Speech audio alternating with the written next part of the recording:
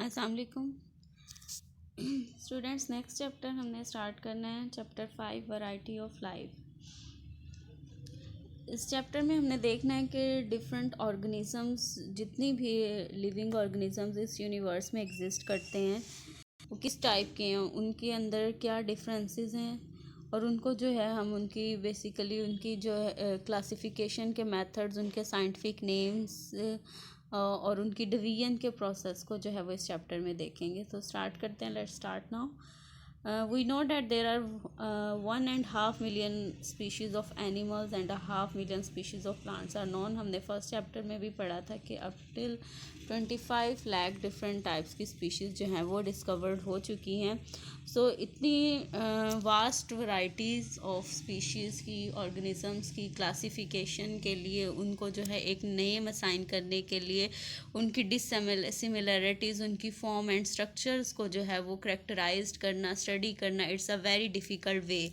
सो हम classification, only way to study them well is the classification of them. यानी उनको अगर हम प्रॉपरली स्टडी करना चाहते हैं कि उनकी स्ट्रक्चर फॉर्म कैसी है, स्ट्रक्चर कैसी है, उनके जो है मोड ऑफ लिविंग क्या है, उनका इंटरनल साइटोलॉजिकल प्रोसेस या उनकी जेनेटिकल प्रोसेसेस क्या हैं, तो वो जो है क्लासिफिकेशन के प्रोसेस से ही हम इनको जो है वो स्टडी करते हैं। पास्ट टाइम में जो है जैसे कि फ्लावरिंग प्लांट्स वगैरह को उनकी जो फिज़िकल अपीयरेंस है, यानी उनकी जो अपेरेंट जो हमें नज़र आती हैं प्रॉपर्टीज़, जैसे कि हाइट है, कलर है, या उनके दूसरे जो करैक्टर्स थे, उनकी बेस पर हम इनको क्लासीफाई करते थे। लेकिन this system is not very useful, very not vast, के जो है वो इतनी ज़्यादा इन्फॉर्मेशन उस स्पीशीज़ के बारे में प्रोवाइड कर सके। ठीक है, फिर जो है ऑर्गेनिजम्स को उनकी एवोल्यूशनरी हिस्ट्रीज़ की बेस पर जो है रिकॉग्नाइज़ किया जाने लगा कि जो लिविंग ऑर्गेनिजम्स एक ही इंसेस्टर से अराइज हुए हैं, वो एक दूसरे से जो है रिलेटेड हैं, वो एक दूसरे से मोर क्लोजली रिलेटेड हैं देन अदर्स। जैसे कि एक कॉमन ऑब्जर्वेशन है कि जो स्पैरोज़ हैं they are related to pigeon than insects. ये हमारे कॉमन ऑब्जर्वेशन में है, ठीक है, क्योंकि sparrows and pigeons are birds, they have wings, they have feathers, जबकि इंसेक्ट्स जो हैं उनके पास इस तरह से कुछ भी नहीं है। तो जो क्लासिफिकेशन का प्रोसेस है वो इंडिविजुअल को करेक्टराइज करने के लिए है, किसकी बेस पर, उनकी फॉर्म और स्ट्रक्चर की बेस पर। ठीक है, बायोलॉजिस्ट जो हैं वो लिविंग ऑर्गेनिजम्स को डिफरेंट ग्रुप्स में उनकी सिमिलरिटीज़ की बेस पर असाइन करने के लिए डिफरेंट जो हैं वो पैरामीटर्स यूज़ करते हैं, जैसे कि होमोलॉजीज़ हैं। ठीक है, होमोलॉजीज़ बोलते हैं कि स्ट्रक्चरल सिमिलरिटीज़, ठीक है, यानी एक जो ऑर्गेनिजम्स हैं उनके अंदर क्या स्ट्रक्चर जो हैं वो कॉमन है। ठीक है, फिर है आ जाता है कंपैरेटिव बायोकेमिस्ट्रीज, उनके जो बायोमॉलिक्यूल्स हैं, उनकी जो मेम्ब्रेन्स हैं या उनके अंदर जो मेटाबॉलिक प्रोसेस हो रहे हैं, उनकी बायोकेमिस्ट्री क्या है, उनके मॉलिक्यूल्स कौन से हैं जो इस सारी स्ट्रक्चरल या फंक्शनल रोल को जो है वो कंट्रोल कर रहे हैं। फिर थर्ड है साइटोलॉजी। साइटोलॉजी क्या है कि उनके जो सेल की स्ट्रक्चर है, स्पेशली साइटोप्लाज्म को, उस साइटोप्लाज्म के अंदर होने वाले फंक्शंस को, उनके अंदर होने वाली जो रिएक्शंस हैं वो किस टाइप के हो रहे हैं। और जो मोस्ट इम्पॉर्टेंट वे है, fourth one, this is the genetics, यानी उनका हेरिडेटरी मटेरियल, उनका डीएनए और आरएनए जो है वो किस टाइप का है। ठीक है, तो ऑर्गेनिजम्स को ग्रुप्स में असाइन करने के लिए जो पैरामीटर्स बायोलॉजिस्ट यूज़ कर रहे हैं वो मैंने अभी आपको बताया कि 4 हैं, कि होमोलॉजीज़ की बेस पर, कंपैरेटिव बायोकेमिस्ट्री, साइटोलॉजी या जेनेटिक्स। ठीक है, लार्ज ग्रुप्स जो हैं उनको डेफिनेटली क्लासिफिकेशन क्या होती है कि एक बड़े लेवल से लेकर छोटे लेवल पर, एक स्मॉल लेवल तक जो है किसी भी ऑर्गेनिज्म को जो है वो कैटेगराइज किया जाए। तो जो स्मॉलेस्ट लेवल है किसी भी ऑर्गेनिज्म को क्लासीफाई करने का, वो है उसका स्पीशीज़ लेवल। ठीक है, पहले भी हमने स्पीशीज़ की जो है वो डेफिनेशन पढ़ी है। स्पीशीज़ क्या है? Group of natural of population that can interbreed, यानी ये वो नेचुरल पॉपुलेशंस का वो ग्रुप है जो एक दूसरे के साथ जो है इंटरब्रीड कर सकता है and produce fertile offsprings but are reproductively isolated from all other such groups in nature. ठीक है, बाकी दूसरे तमाम ग्रुप से, तमाम दूसरी पॉपुलेशन से जो है ये डिफरेंट होता है, रिप्रोडक्टिवली आइसोलेटेड है। ठीक है, फिर जैसे मैंने अभी आपको बताया कि जो स्पीशीज़ है this is the lowest level of classification, ठीक है। ऑर्गेनिज्म जो है स्पीशीज़ जो हैं उनके लिए इंटरब्रीडिंग जो है this is not the only criteria for species recognition, ठीक है। क्योंकि बहुत से जो ऑर्गेनिजम्स हैं, अगर हम ये इंटरब्रीड की बात करें तो ये सेक्सुअल रिप्रोडक्शन में इंटरब्रीड की जो इंटरब्रीडिंग जो है ये होती है। लेकिन अगर कुछ जो इन्वर्टिब्रेट, कुछ क्या बहुत से जो इन्वर्टिब्रेट्स हैं उनके अंदर ए सेक्शुअल रिप्रोड्यूसिंग जो है, ए सेक्शुअल रिप्रोडक्शन का जो है वे है, ठीक है। तो स्पीशीज़ के लिए जो डिफ़ाइन करने के लिए जस्ट इंटरब्रीडिंग जो है this is not an enough criteria, because many organisms are predominantly asexually reproduction, ठीक है। तो हर जो स्पीशीज़ हैं उनके अपनी जो है वो डिफरेंट स्ट्रक्चरल है, उनकी इकोलॉजिकल पैरामीटर्स हैं, वो किस हैबिटेट के अंदर रह रहे हैं, या उनके जो बिहेवियर करैक्टर्स हैं वो क्या हैं, ठीक है। तो species are independent evolutionary unit. तो डिफरेंट स्पीशीज़ जो हैं do not exchange genes between them. Interbreeding का मतलब ही ये है कि जो स्पीशीज़ हैं वो आपस में ही जीन्स की एक्सचेंज कर सकती हैं।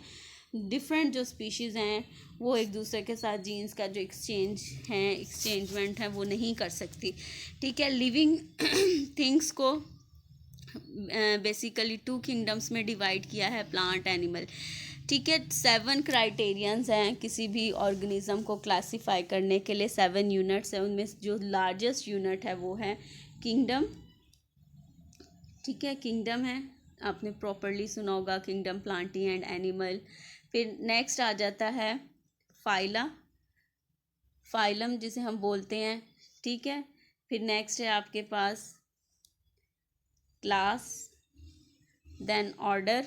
क्लास जो है it turn into orders and orders into family, and family turns into genus, and genus ultimately turns into species. यानी लार्जेस्ट जो लेवल ऑफ क्लासिफिकेशन है वो क्या है, kingdom, and the smallest one is the species, ठीक है। किसी भी ऑर्गेनिज्म को जब हम क्लासीफाई करेंगे तो ये 7 जो यूनिट्स हैं क्लासिफिकेशन के ये हम देखेंगे, ठीक है। लार्जेस्ट यूनिट कौन सी है, kingdom, kingdom turn into phylum, phylum turn into class, class into orders, orders into family, and family turns into genus, and genus turn into species.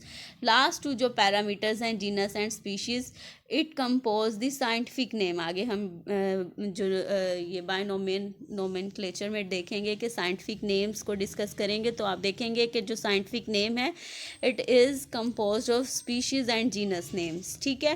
तो दिस फॉर्म अ लैडर, एक ladder type जो है वो series अगर आप इसको properly देखें, draw करें तो ये एक लैडर टाइप जो है वो स्कीम बनती है unit of classification. Next page में आप देख सकते हो biological classification of corn, scientific name corn का है जी मेज, ठीक है। Zea is the genus name and mays is its species name.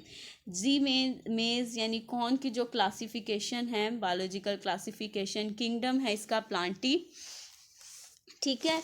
The VN या फाइलम जो है वो इसका है एंथोफाइटा, जिसे हम ट्रेक्योफाइटा भी कहते हैं। ट्रेक्योफाइटा या एंथोफाइटा वो प्लांट्स हैं डैट है वॉस्कुलर टिश्यूज़, यानी जाइलम एंड फ्लोइम है कंडक्शन के लिए, वाटर एंड फूड की कंडक्शन के लिए इनके पास जो है वो जाइलम एंड फ्लोइम सेल्स है। फिर है आपके पास क्लास जो है फाइलम के बाद जो नेक्स्ट है यूनिट क्लासिफिकेशन का वो है क्लास है कौन की, एंजियोस्पर्म्स, जिनके सीड्स जो हैं वो इनक्लोज्ड होते हैं, ठीक है। फिर है ऑर्डर पोल्स, फैमिली पोइसी, जीनस जो है इसकी जी, एंड स्पीशीज़ में जैसे मैंने आपको बताया कि जो जीनस है साइंटिफिक नेम में, वो जो फर्स्ट नेम है साइंटिफिक नेम का वो जीनस नेम है, और जो लास्ट नेम है वो स्पीशीज़ नेम है। आप यहाँ पर किसी भी साइंटिफिक नेम के जो साइंटिफिक नेम का राइटिंग पैटर्न है उसको भी ऑब्जर्व कर सकते हो कि फर्स्ट जो लेटर है जीनस नेम ये आपने कैपिटल लिखना है, और जो स्पीशीज़ नेम है ये हमेशा स्मॉल लेटर से बिगिन करना है, ठीक है। और ये हम इटैलिक्स में भी कर सकते हैं। इटैलिक्स कंप्यूटर लैंग्वेज में इटैलिक्स की ऑप्शन आती है, लेकिन अगर अब आप हैंड रिटन लिख रहे हो तो इसको अंडरलाइन कर देना है, ठीक है।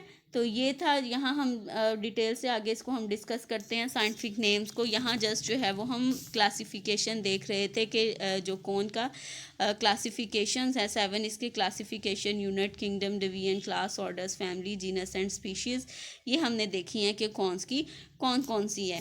नेक्स्ट आ जाता है आपके पास नोमेनक्लेचर। नोमेनक्लेचर क्या है कि assigning a scientific name of each species, each organism, her species, her organism को जो है वो एक साइंटिफिक नेम दिया जाए। ठीक है, हर रीजन के अकॉर्डिंगली हर स्पीशीज़ का, हर ऑर्गेनिज्म का एक नेम होता है। ठीक है, फॉर एग्ज़ाम्पल हम उर्दू में किसी भी चीज़ को, किसी भी फ्रूट को या किसी भी ऑर्गेनिज्म को जो है वो अपनी लैंग्वेज में प्रोनाउंस करते हैं। किसी दूसरी रीजन में चले जाएं, फॉर एग्ज़ाम्पल पंजाबी जो कॉन्टेंट्स हैं उनके अंदर इसी जो वर्ड है उसको कोई और जो है वो नेम दिया जाता होगा।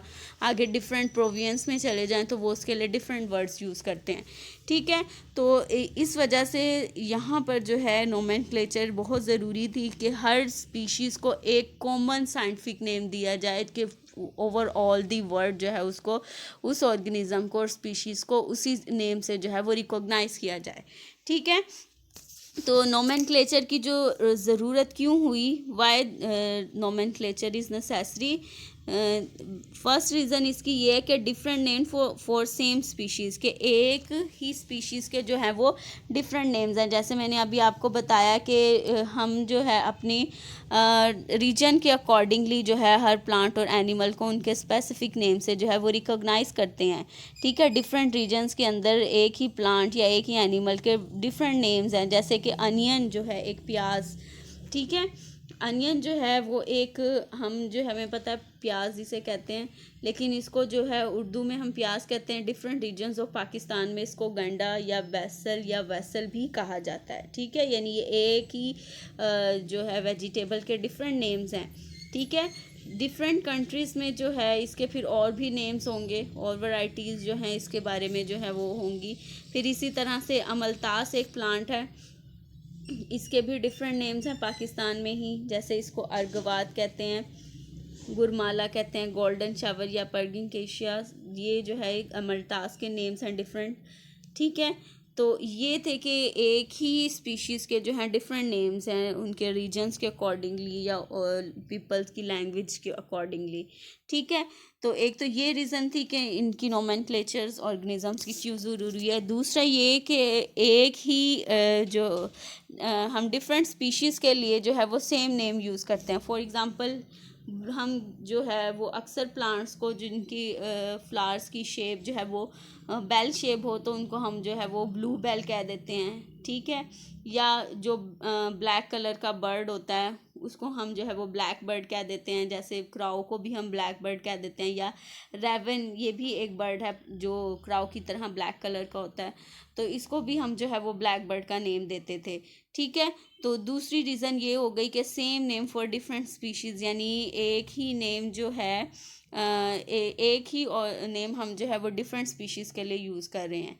ठीक है, फिर थर्ड जो रीज़न है नोमेनक्लेचर की वो ये है कि जो कॉमन नेम थे यानी जो रीजन स्पेसिफिक नेम्स हैं उनकी कोई साइंटिफिक बेसिस नहीं है। फॉर जी, जो थर्ड जो रीज़न है नोमेनक्लेचर की वो ये है कि जो कॉमन नेम्स हैं इनकी कोई साइंटिफिक बेसिस नहीं है। फॉर एग्ज़ाम्पल एक जो बायोलॉजिस्ट है वो फ़िश को जो डिफ़ाइन करते हैं, जब हम फ़िश को, तो फ़िश की जो डेफिनेशन है वो ये है कि this is a vertebrate animal with a backbone, fins और gills.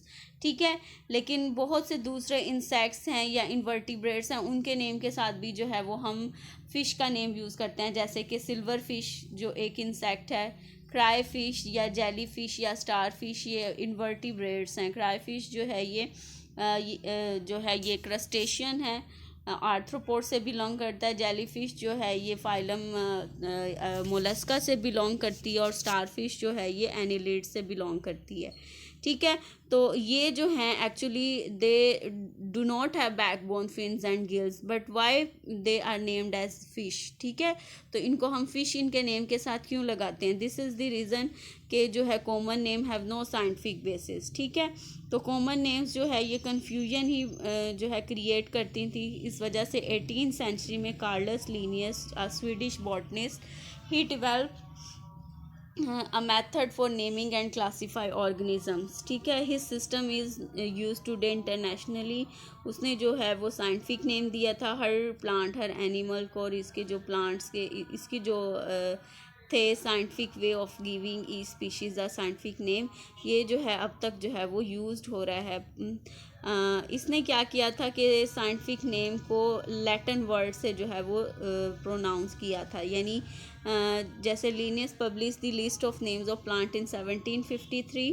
The scientific name of each plant had two parts. The name refer to some characteristics of the organisms और the persons who collected it. यानी जो name हमने scientific name इसने जो दिया था वो या तो उस ऑर्गेनिजम्स के करैक्टर्स की बेस पर दिया था कि उस ऑर्गेनिजम्स के करैक्टर्स क्या हैं, या पर्सनस हु कलेक्टेड इट, या जिसने उसको जो है वो डिस्कवर किया है या उसको कलेक्ट किया उस प्लांट को। ठीक है, टू पार्ट्स हैं साइंटिफिक नेम के, जैसे मैंने भी आपको पहले भी बताया कि फर्स्ट नेम जो है वो जीनस नेम है और सेकंड जो है उसका स्पीशीज़ नेम है। ठीक है, इसी तरह से जो है उसने एनिमल्स को फिर नेम्स दिए हैं इन 1758। जो लिनेस का सिस्टम है of giving each species a scientific name comprising two word, this is known as the binomial nomenclature. ठीक है, बाई मीन्स टू, तो ये जो लाइनस का जो सिस्टम ऑफ नोमेनक्लेचर है, it comprise of two words, so that's why it is known as the binomial nomenclature. First name refer to the genus, plural है इसकी genera, and it is also known as the generic name and always begin with a capital letter. ठीक है बेटे, इनके जो proper scientific name का method of written writing है ये आप लोगों को अच्छी तरह अंडरस्टूड होना चाहिए कि फर्स्ट वर्ड जो है वो क्या रेफ़र कर रहा है, जीनस नेम रेफ़र कर रहा है, और इसको जो है वो आपने कैपिटल लेटर से यूज़ करना है। ठीक है, specific name follows the generic name and begins species name, ये यहाँ पर ये मिस्टेक है आपकी। ठीक है, species name follows the generic name and begins with small letter. ठीक है, scientific name for onion is, for example अब यहाँ एग्जांपल्स दी हुई हैं आपको डिफरेंट स्पीशीज़ की कि उनके साइंटिफिक नेम क्या है। For onion scientific name is Allium cepa, for amaltas Cassia fistula, for man Homo sapiens. ठीक है, botanical name for potato is Solanum tuberosum, for brinjal Solanum melongena. The same generic name for potatoes and brinjal reflect close relationship between these two species. यानी दोनों के जो scientific name है आप देख रहे हो कि सोलनम यूज़ हुआ हुआ है, तो it reflect the close relationship between two this species. ठीक है, every species has only one scientific name the world over. Overall the world her species का जो है वो एक ही साइंटिफिक नेम है. ठीक है, initially this classification was based on appearance और मॉर्फोलॉजी ऑफ डेड प्लांट और animal, but with advancement in the knowledge of cytology, physiology, genetics and molecular biology, the classification of organisms has been modified. ठीक है बेटे, next आ जाते हैं आपके पास 2 to 5 किंगडम क्लासिफिकेशन सिस्टम, यानी डिफरेंट क्लासिफिकेशंस के बाद जो है वो किस टाइप्स के जो ऑर्गेनिजम्स को जो है वो किन किंगडम्स जो है उनमें असाइन की गई है, किस किंगडम्स में जो है उनको डिवाइड किया गया है. ठीक है, तो different classification system recognise 2 to 6 kingdom. For centuries living organisms have been classified into 2 kingdoms. वो कौन सी थी kingdom? Plants and kingdom animal. Plants कौन से थे? वो organism that can prepare their own food. ठीक है, for simple inorganic material and stored energy, जिन्हें हम ऑटोट्रॉफ्स भी कहते थे. फिर नेक्स्ट है आपके पास किंगडम एनिमेलिया. वो ऑर्गेनिजम्स थे जो that can not synthesise their own food. ठीक है, एनिमल्स कौन से हैं? That can not synthesise their own food from simple inorganic material and depend for their food on either autotrophs और ऑन डिकेइंग ऑर्गेनिक मैटर. ठीक है, bacteria were included in plant. Many biologists found this system satisfactory while others found it unworkable for many unicellular organisms like Euglena.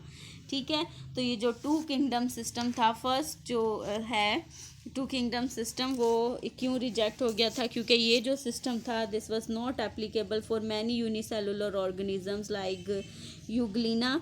ठीक है, Euglena के अंदर जो है both plant and animal like characters हैं. Plant like characters क्या है इनके पास के?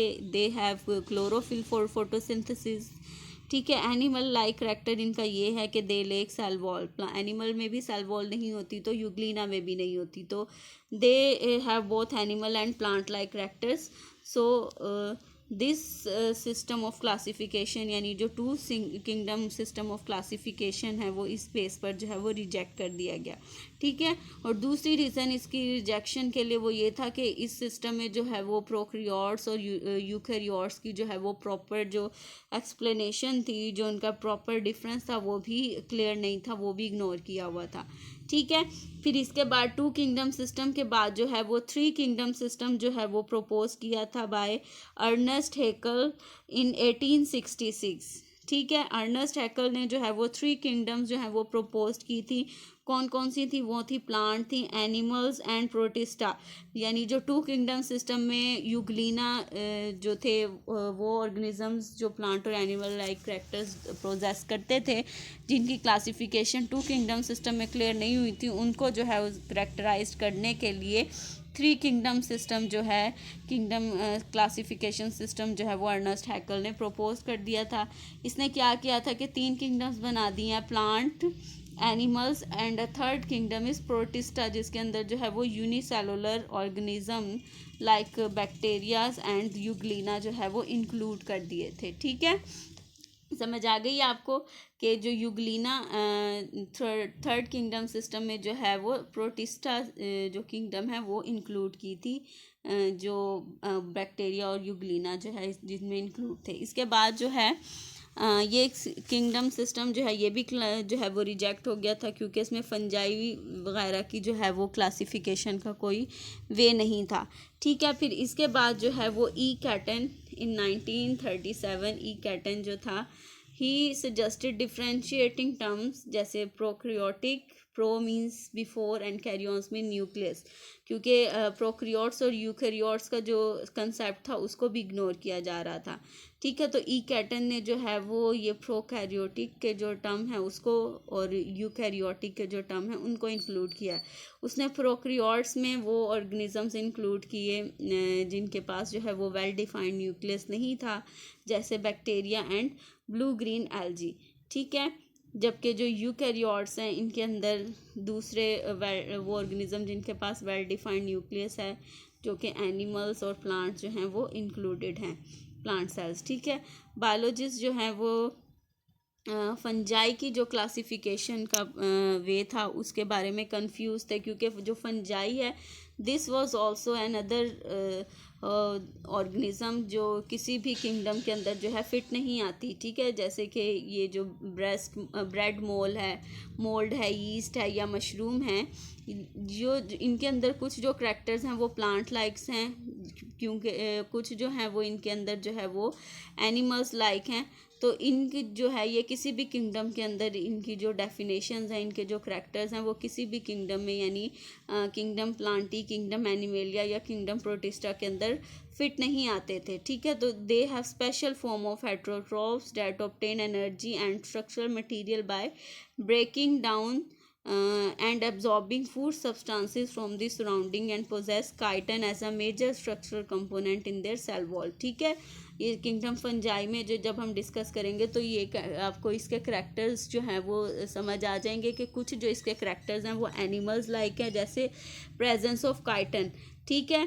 एंड कुछ जो इसके करैक्टर्स हैं वो इसके जो है वो प्लांट लाइक है, जैसे प्रेजेंस ऑफ सेल वॉल, या जो है ये इनके पास ये एनर्जी जो है ये वो डायरेक्टली हेटरोट्रॉफ से जो है वो नहीं लेते। तो ये जो है इनके मिक्स करैक्टरिस्टिक्स हैं फंजाई के। सो ये ऊपर वाली जो थ्री किंगडम सिस्टम्स हमने डिस्कस की हैं तो इनमें फिट नहीं होती थी। ठीक है। तो इसके बाद जो है वो रिसेंट एडवांसमेंट जो थी, रिसेंट सिस्टम ऑफ क्लासिफिकेशन था, it was propose by Robert Whittaker in 1969 and he propose 5 kingdom system of classification that was based on photosynthesis यानी mode of nutrition। कौन सा उनका कि वो फोटोसिंथेसाइज कर सकते हैं, एब्जॉर्प्शन करते हैं जैसे कि फंजाई वगैरह, या वो इंजेक्शन करते हैं जैसे कि एनिमल्स करते हैं। तो 5 किंगडम सिस्टम जो है इसकी बेस जो है वो 5 किंगडम्स जो हैं वो प्रपोज की गई थी, और जो है वो एक्सेप्टेबल है ये सिस्टम ऑफ क्लासिफिकेशन। अब तक जो है हम इसी को फॉलो करते हैं। तो जो सिंपली फर्स्ट किंगडम है वो है kingdom monera, that include bacteria. Kingdom monera कौन से हैं? वो प्रोकैरियोटिक यूनिसेलुलर ऑर्गेनिजम्स, यानी वो जिनके पास वेल डिफाइंड न्यूक्लियस नहीं है, मेम्ब्रेन बाउंडेड ऑर्गेनेलिज नहीं हैं, और वो यूनिसेलुलर्स हैं, जैसे कि बैक्टीरिया या साइनोबैक्टीरिया। फिर नेक्स्ट जो किंगडम है kingdom protista, that was eukaryotic unicellular, ठीक है, या सिंपल मल्टी सेलुलर है, ठीक है। इसे हम कहते हैं किंगडम प्रोटिस्टा, जैसे कि यूग्लिना या अमीबा, ठीक है। थर्ड जो है वो है Plantae, kingdom Plantae, eukaryotic multi cellular autotrophs, okay, कि eukaryotic multi cellular autotrophs that can photosynthesize, that can prepare their own food. Fourth जो किंगडम है वो है किंगडम ये यहाँ आपको बताई हुई है kingdom Fungi, eukaryotic multi cellular reducers, ठीक है, eukaryotic multi cellular reducer, for example mushrooms, okay. Next है आपके पास kingdom Animalia, eukaryotic multi cellular consumers that obtain their food from other living organisms या ऑटोट्रॉफ्स, ठीक है। तो प्लांट्स जो है इस न्यूट्रिशन मोड में जो है वो फूड चेन को सिंथेसाइज बिगेन कर रहे हैं, इनिशिएट कर रहे हैं, कि बाकी तमाम जो लिविंग ऑर्गेनिजम्स हैं वो इन पर डिपेंड करते हैं। फंजाई हेट्रोट्रॉफ्स हैं, दे आर एब्जॉर्प्टिव हेट्रोट्रॉफ, ठीक है। इन्हें हम डिकम्पोजर्स भी कहते हैं, क्योंकि ये ऑर्गेनिक मटेरियल को डिकम्पोज करते हैं, डाइजेस्टिव एंजाइम सिक्रीट करते हैं, और उस ऑर्गेनिक मैटर को डिकम्पोज करने के बाद दोबारा से एब्जॉर्ब कर लेते हैं, ठीक है। एनिमल्स जो हैं वो इंजेक्शन के मोड ऑफ न्यूट्रिशन इनका इंजेक्शन है, कि सिंपली फूड को इंजेस्ट करते हैं और डाइजेस्ट करते हैं बाय स्पेशलाइज्ड एंजाइम। ये हम पूरा प्रोसेस पढ़ चुके हैं। एनिमल्स के पास सेलुलोज नहीं है, प्लांट के पास जो है वो सेल वॉल के अंदर सेलुलोज प्रेजेंट है, और जो है ये मूवमेंट शो करते हैं एनिमल्स, ठीक है। तो 5 किंगडम क्लासिफिकेशन जो यूकैरियोट्स की है ये अब तक जो है वो एक्सेप्टेबल है। प्रोटिस्ट जो हैं वो बाकी जो फोर्थ किंगडम है यानी प्लांट्स, फंजाई, एनिमल्स वगैरह या मोनेरा के अंदर जो है वो फिट नहीं आते, तो इनके लिए जो है वो प्रोटिस्ट किंगडम जो है वो असाइन की गई थी, ठीक, राइट। फिर इसके बाद जो है मॉडिफिकेशन है 5 किंगडम सिस्टम की, that was continued by Lion Margulies and Karen Schwartz in 1988, modified 5 kingdom system of classification of Whitaker। इन्होंने जो पैरामीटर्स फॉलो किए थे वो क्या थे? Cellular organisation, mode of nutrition, cytology, genetics, organelles of symbiotic origins, and these 5 kingdoms जो इन्होंने modified की थी वो थी प्रोक्रियोटी किंगडम, प्रोकैरियोटी मोनेरा को नेम दिया था, प्रोटोटिस्टा प्रोटिस्ट को नेम दिया था, प्लांटी, एनिमेलिया एंड फंजाई, बाकी जो हैं वो तीनों वही हैं।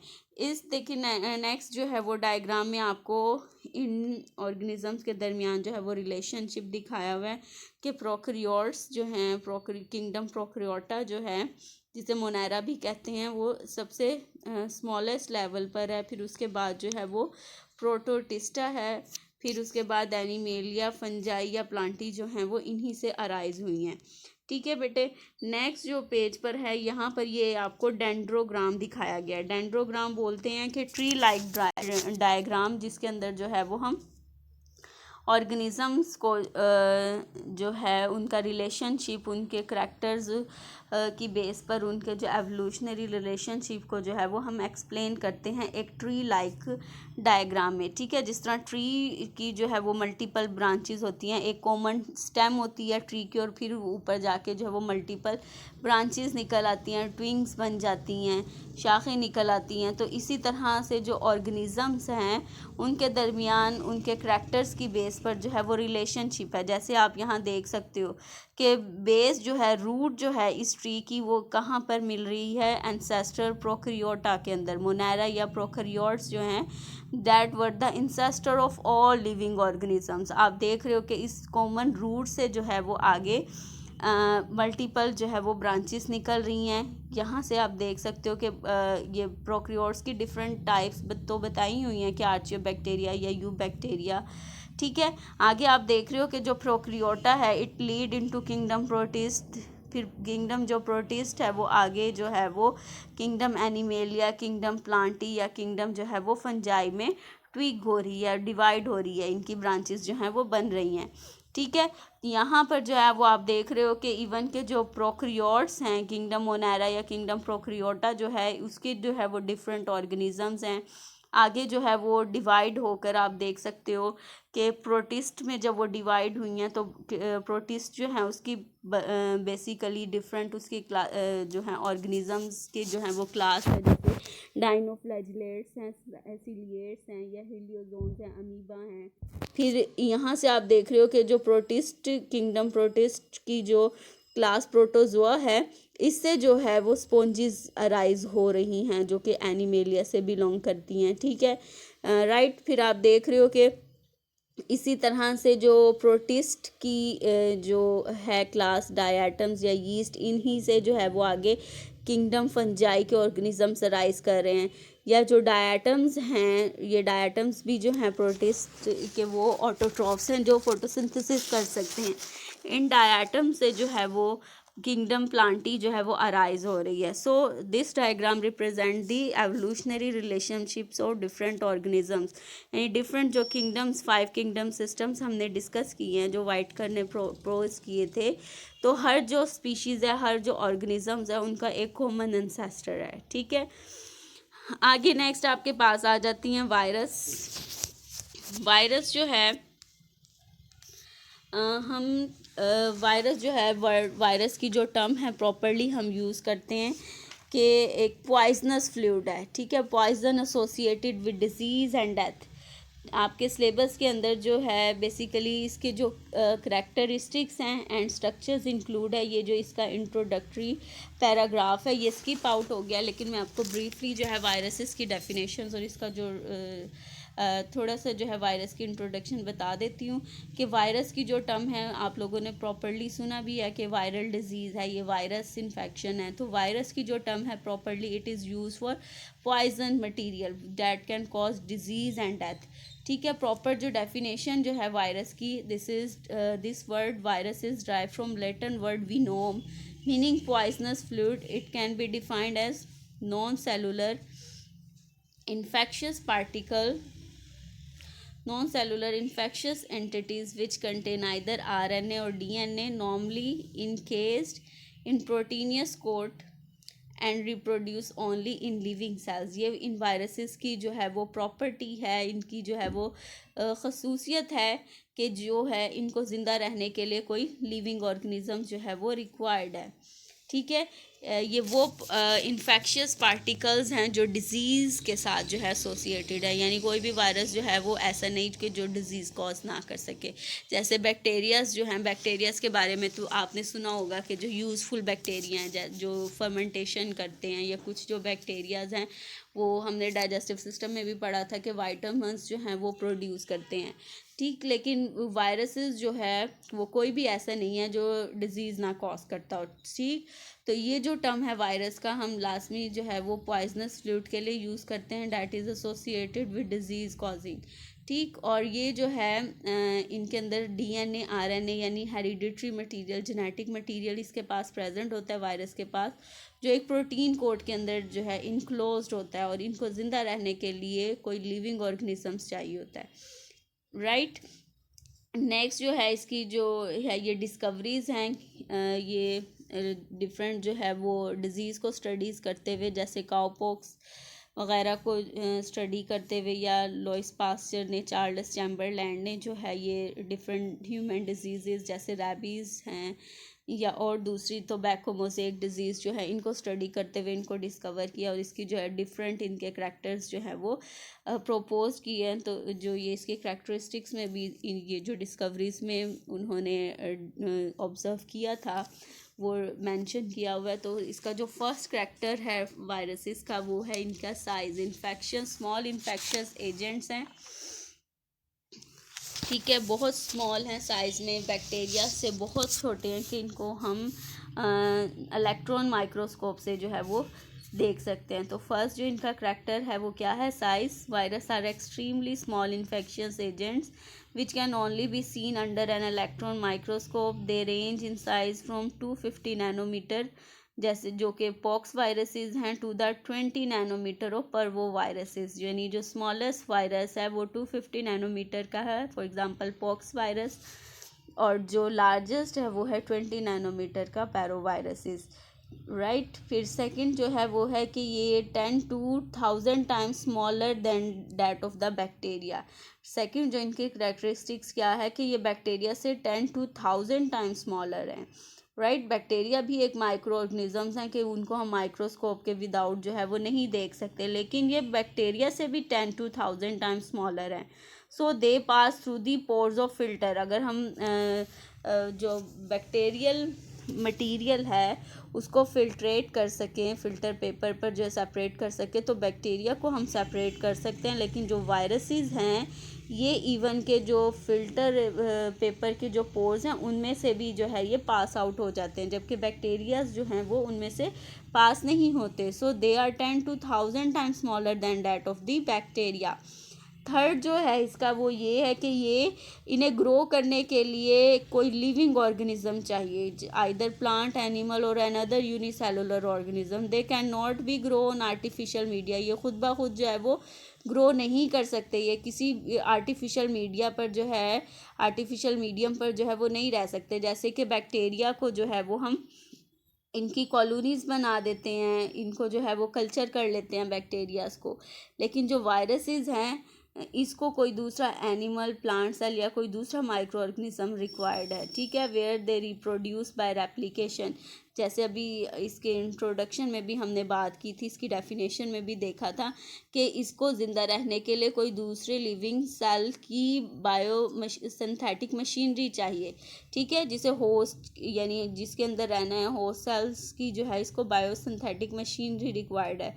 तो इस वजह से इसको जो है वो हम ऑब्लिगेट इंट्रासेलुलर पैरासाइट भी बोल सकते हैं, ठीक है। हमने जो न्यूट्रिशन के चैप्टर में मैंने आपको पैरासाइट्स का बताया था कि वो ऑर्गेनिज्म जिनको अलाइव रहने के लिए, ज़िंदा रहने के लिए कोई दूसरा लिविंग ऑर्गेनिज्म जो है वो रिक्वायर्ड है, उस ऑर्गेनिज्म को हम होस्ट सेल बोलते हैं। तो ये ऑब्लिगेट इंट्रासेलुलर पैरासाइट्स है that depend all time on it's host, ठीक है, उस होस्ट के अंदर, सेल्स के अंदर रहता है, जिस वजह से जो है वो इसको हम ऑब्लिगेट इंट्रासेलुलर पैरासाइट कहते हैं। ऑब्लिगेट क्यों कह रहे हैं? क्योंकि ये that it can not live independently of its host, ठीक है।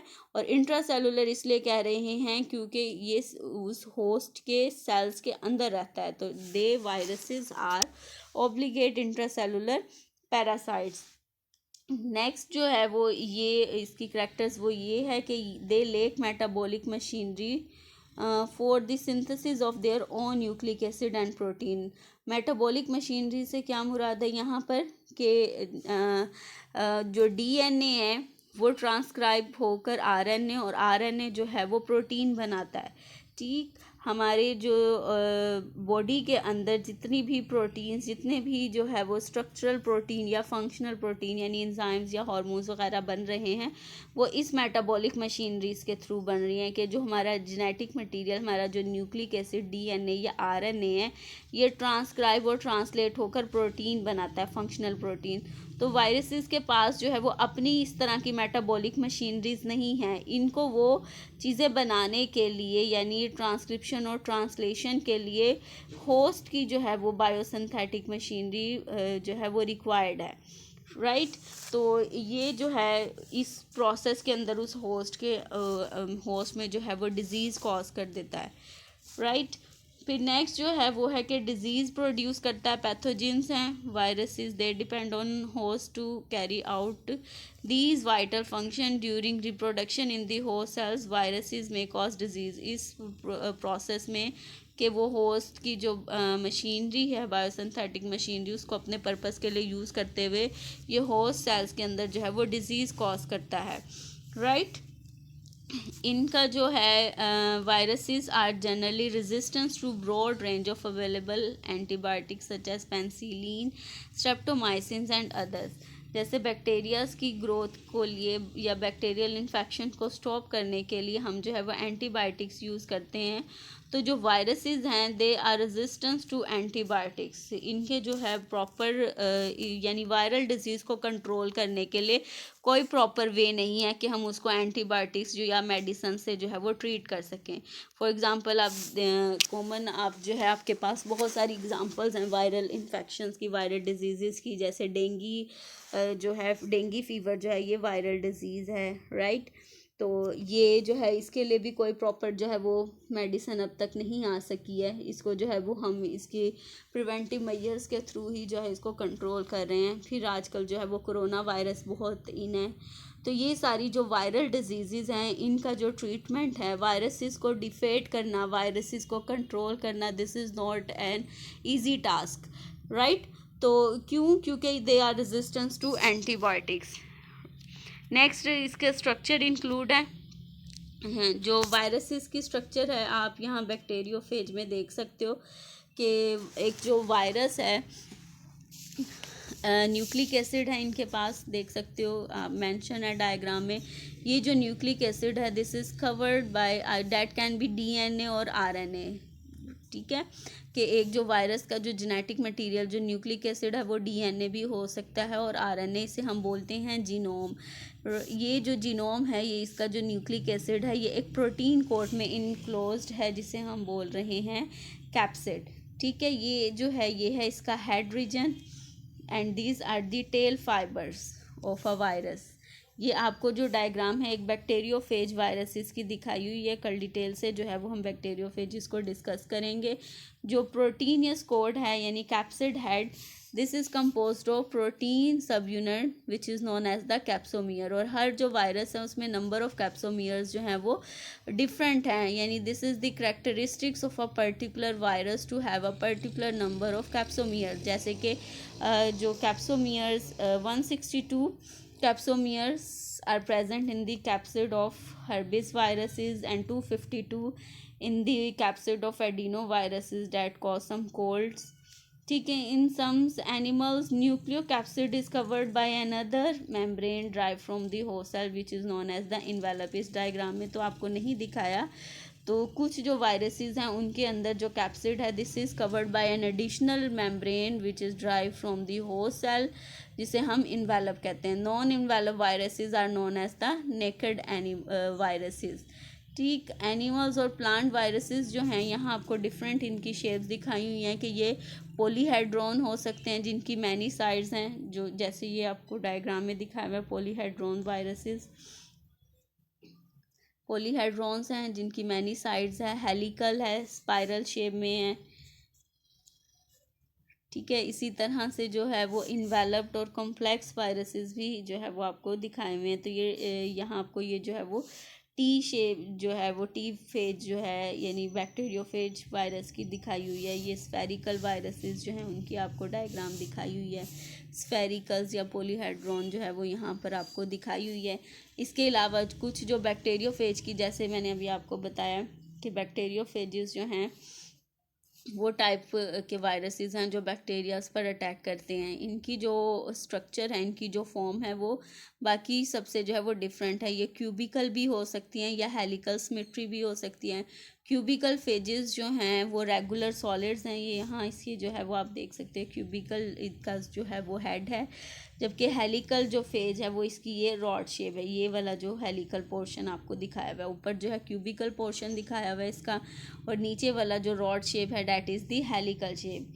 ये भी एक हेलिकल शेप वायरस की जो है वो रैप्डो वायरस जो है वो आपको यहाँ डायग्राम दिखाई हुई है, ठीक है। तो फेज वायरसेस हैं जैसे कि बैक्टीरियोफेजेस हैं, इनकी प्रॉपरली हेड और टेल है। इनका जो हेड है मल्टी साइड्स है, मल्टी डायरेक्शनल है, तो इसको हम पॉलीहेड्रल भी बोलते हैं, और टेल इनकी रॉड लाइक है, राइट। ये थी डिफरेंट इनकी शेप्स वायरसेस की। एक जो कंप्लीट वायरस है mature, complete mature and infections particle, उसे हम बोलते हैं वेरियन। विनोम का जो टर्म है वो हम वायरस के लिए यूज़ किया था, लैटिन वर्ड है that cause poison, that have poisonous fluid.